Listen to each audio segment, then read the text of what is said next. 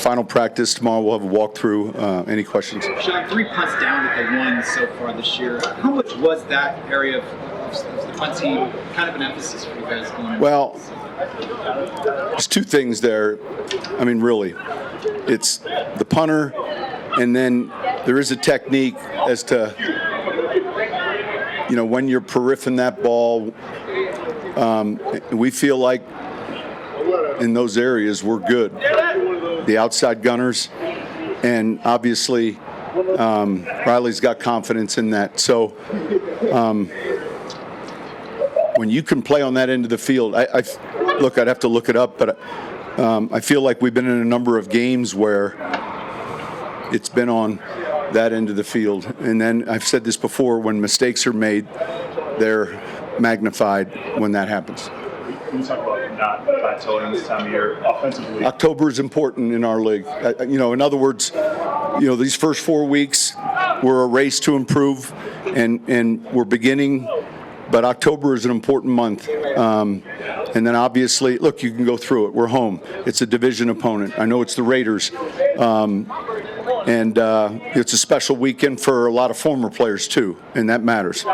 Third down in red zone in particular, how much room for growth do you have in each of those areas? Yeah, I think a lot. Like I said, we're searching for Shangri-La. Every once in a while, you come close to it.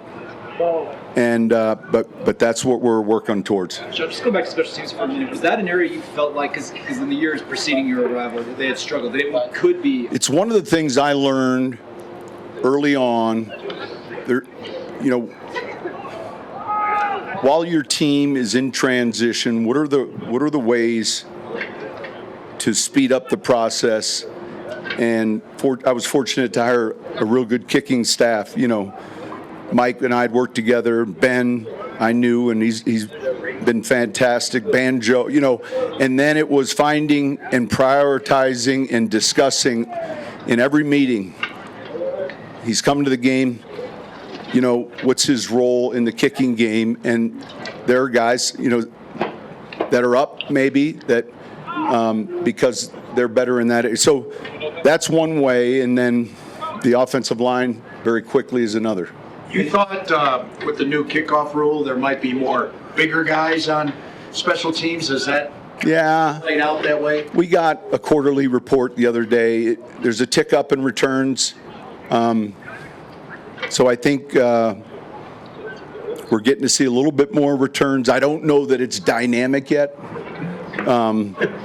But yet we feel like it's something we do well. So we want those opportunities, whether we're covering or returning. How much momentum do you think there'll be to move the kickoff or the touchback penalty to 35 yards? Yeah, that's a good question. I think when the whole thing's over with this season, everyone will look at the numbers, and that's a good question. I don't know. Sean, with a rookie quarterback, you can talk to him about windows in the NFL, but is it just one of those things that over time by playing more games, because even windows, you meaning throwing lanes? Yeah, look,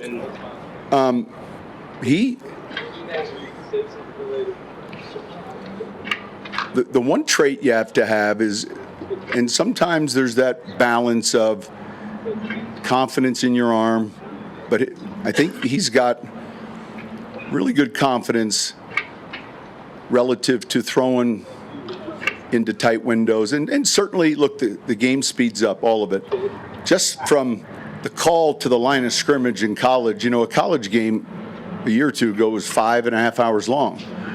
And so the first thing I remember coming to this league was, the next play, in 3 hours, it's over. It's just, so all of that speeds up. But to your point about the windows, I think that, I think he's got that kind of accuracy and arm talent where, and certainly he's seeing some different coverages too.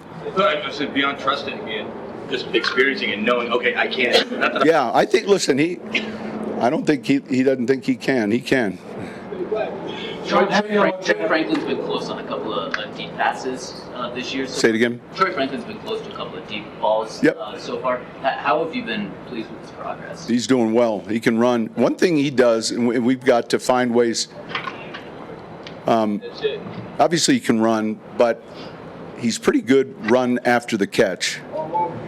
You know, that's a pretty consistent statistic over time when you measure receivers. Some guys are really good runners once they catch it, and other guys maybe not so much, but his history suggests he's really good at that. Sean, how do you look at Marvin Mims' role now? It seems like he's mostly just a return specialist. No.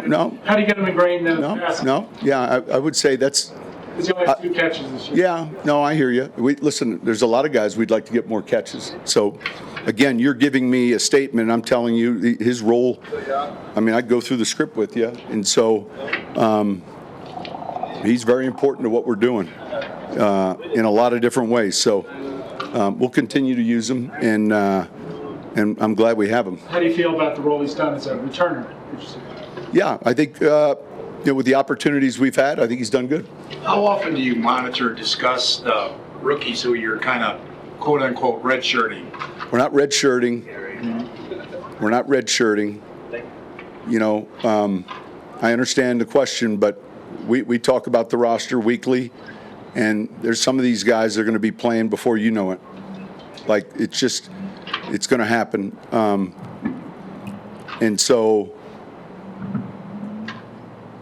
it's different if a person's on short-term IR or IR, but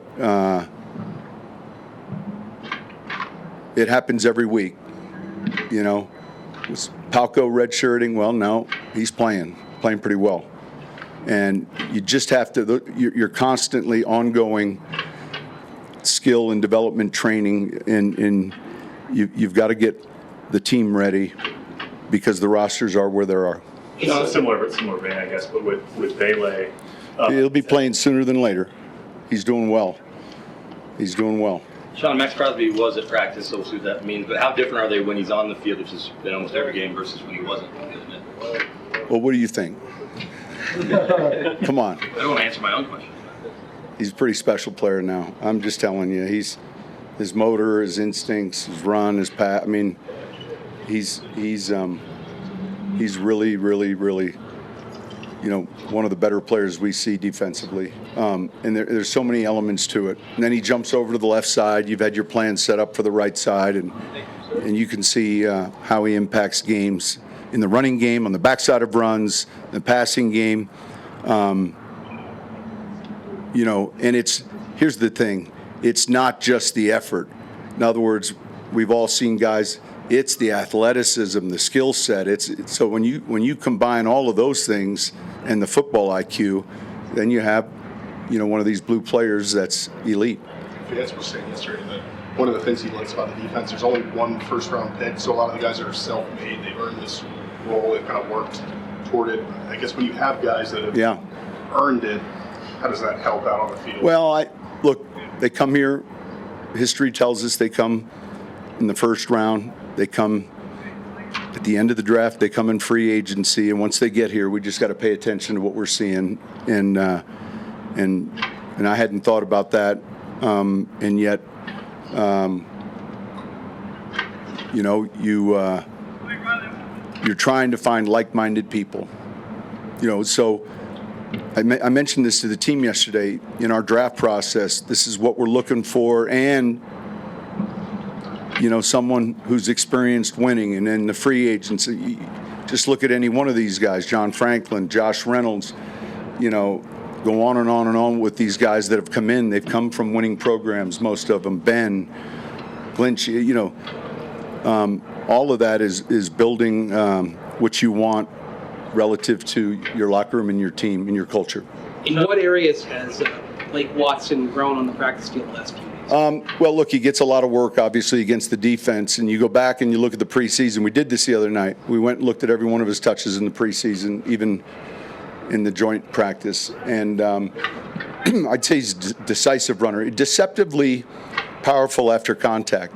Ball security is good. We'll see where his role is relative to this game. Sean, it's not just the guys being honored, but, you know, 120 or so alumni back. Do you anticipate having anybody talk to the team? A good question. I feel like we've had a lot of people talk to the team lately. I'm just glad that they're coming out and getting a chance to be honored. I think what Kerry and Greg have done to embrace our history, not only in the building, it's like if you went through the hallways this offseason, like here's the tight end room, and then here are the tight ends it's pretty impressive, and I know how important it is to our ownership, and I know how important it is to me.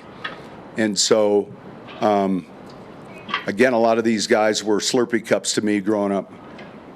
They just were, because this was one of the teams, we had 3 channels, and so you only could watch what they fed you. And so this was a team you watched. It was the afternoon game, and so I'm excited for those that are obviously getting honored, and then also those that can enjoy and be back for that experience.